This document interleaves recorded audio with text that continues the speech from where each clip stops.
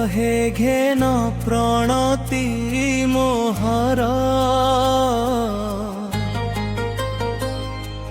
चरणरु दूर कर नाही पर रहे स्मरण हृदय मोर तब दर्शन न पाए नयन रहुछ केणे उभेई बरसको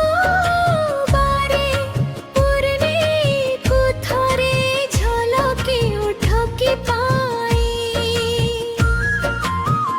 केवल पूर्णिमा बेलकु चंद्रमा थाए कि अबाकाशेले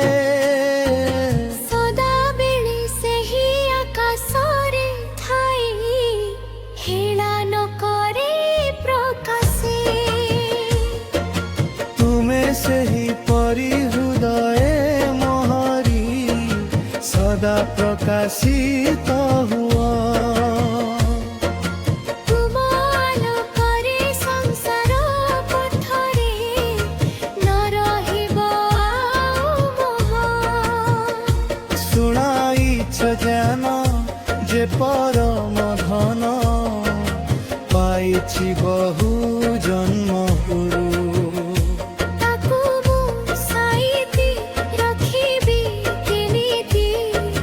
भुलिछि सदा मनरु कहिथिल साक्षी द्रष्टा भावे रही अतिथि हेबु तो घरे से कथा भूलिली मालिक साजिली अभिमान अहंकारे तुमे गुरु तुमे पथ तुमे परम सत्य तब श्री चरणे जीवन समर्पित।